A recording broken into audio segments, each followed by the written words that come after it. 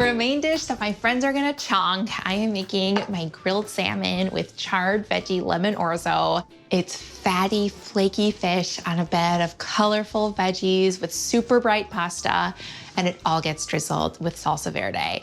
It is so satisfying and filling, and it makes you feel good after eating it. Good enough to eat 2 of those shortcakes, know what I'm saying? Okay, I'll start by grilling up my veg. I've got a zucchini, a yellow squash, some scallions, and lemons, which I'm also gonna throw on the grill for the dressing. A little bit of olive oil will help develop char marks and allow the veggies to get crisp. I'll season them with salt and pepper. I love the sweetness of zucchini and squash. And that paired with the brightness of all this lemon makes for a gorgeous, colorful, hearty dish. I'll get these onto my grill pan. It's heating over medium-high heat, and that char will add great smoky flavor. And obviously you can do this on an outdoor grill too, if you live someplace where there's warm weather. That sound is how I know the grill is hot enough. I'll allow these to just hang out undisturbed for a few minutes so that they can develop those beautiful char marks. And while those cook, I'll prep my salmon. I've got 2 pounds of a center cut piece of salmon. It's skin on, which is important for moisture and flavor. And the fact that it's center cut means that you don't have the tapered tail end or the head end. So you get a thicker piece that's gonna cook more evenly. I'll rub this all over to get it fully coated, season liberally with salt. And then I'll also sprinkle some lemon zest on it to brighten it up. You never want salmon without acidity. Most commonly I do lemon. Pickled onions or lime are nice too.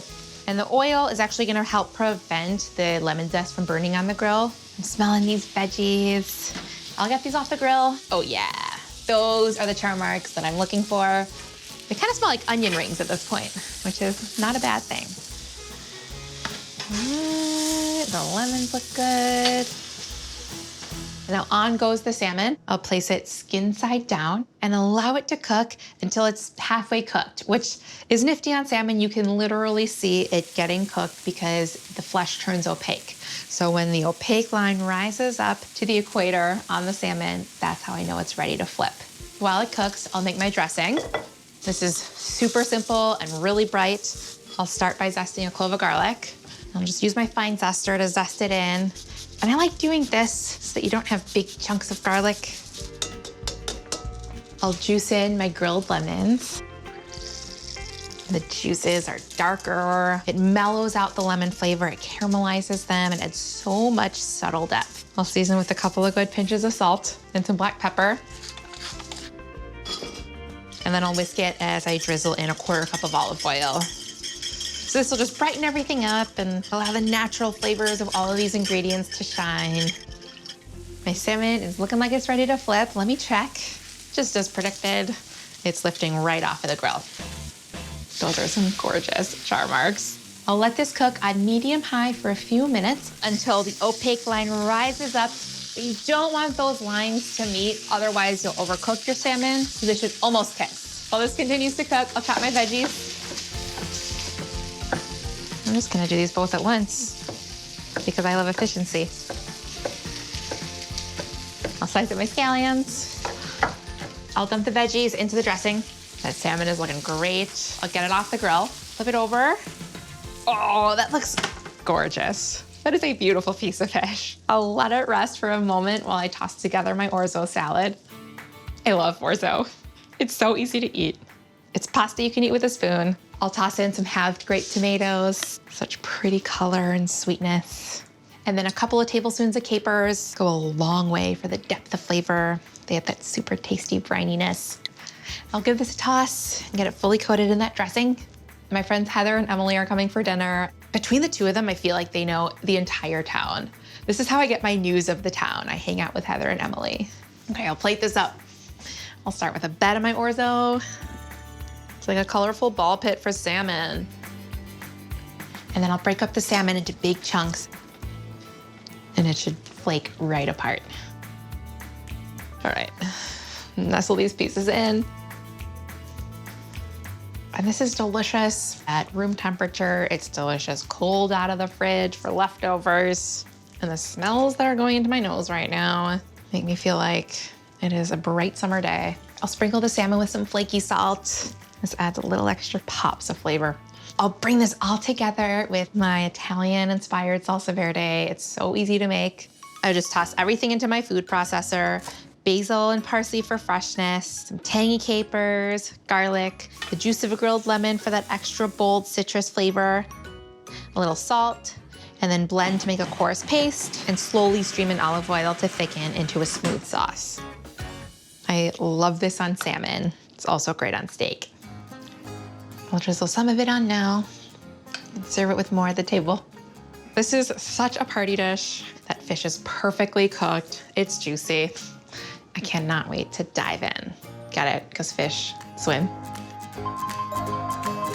For a side dish that brings even more color and flavor to our meal, and that features a surprising salty star, I'm making my salami niçoise. It's a take on the traditional French salad that has a bed of lettuce with a slew of vibrant essentials, but I'm kicking out the tuna and bringing in fatty salami, the love of my life. I'll start with my salami. I've got these giant cubes of it. I'll crisp it in my skillet. It's heating over medium-high. Next, I'll cook my potatoes, and I love to use these little rainbow potatoes. They're easy to eat, they're creamy and buttery, and they're rainbow, so more color. And of course, you always want to start potatoes in cold water. Doing so allows them to cook evenly. I'll salt the water heavily so that the potatoes can get seasoned from the inside out, almost as you would pasta water. I'll bring this to a boil and then reduce to a simmer and allow them to cook until tender, about 8 to 10 minutes. Meanwhile, I'll get going on my dressing. I'll start with a chopped shallot for delicate onion flavor.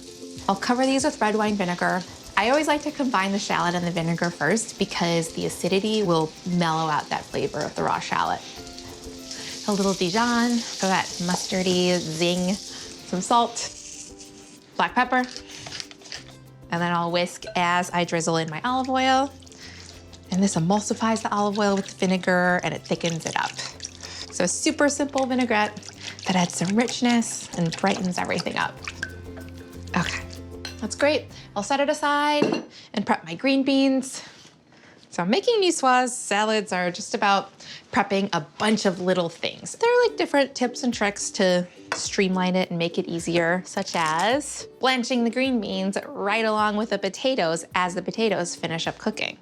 Typically in a niçoise, you use haricots verts, which are longer, skinnier, daintier, fancier, Frencher green beans, but what do you want from me? We're on a farm in Minnesota. I'm giving you green beans. I'll toss these in, and then blanching them just for a minute or two softens them slightly and it brightens up their color as well. I'll check on my salami. It's getting some good crispy edges. I will eat salami any day, anytime, in any amount. I love it so much. And my green beans and potatoes are ready. I'll drain. I'll give them a little rinse to stop the cooking and cool them down. Now I'm ready for my other salad fixins. I've got a bed of beautiful velvety lettuce here and some hard-boiled eggs. I'll quarter my hard-boiled eggs. I like the creaminess that the hard-boiled eggs and the potatoes bring to this. The thing I always think about in my head as I'm arranging a niçoise salad is what colors are gonna look prettiest next to each other. So if there are things that are too similar in color, I like to keep them far apart on the color wheel. Thinly sliced red onions, the eggs. I'll sprinkle the eggs with a little salt and pepper. Next, some little tomatoes I've just sliced in half. I'm using a rainbow of these as well. I'll do the green beans next. My friend Heather brought me one of the greatest salads I've ever had in my life in the hours after Bernie was born. It had little cubes of cheese and beautiful lettuce and apples and walnuts. She was the only one that knew that right after Bernie was born, I wouldn't crave a casserole, I would crave a salad. I think she's gonna really, really like this niçoise. The potatoes. Oops. That green bean got away. And now the olives. I'm using Kawamata, which are similar. They're bigger than niçoise olives and a little meatier, but they give you that same brininess that you need in life. It's like a pinwheel. And the star. Look at these jolly happy cubes. It just brings it all together. Yay! I'll drizzle some of the dressing on now and then serve it with the rest on the side. I'm loving the smell.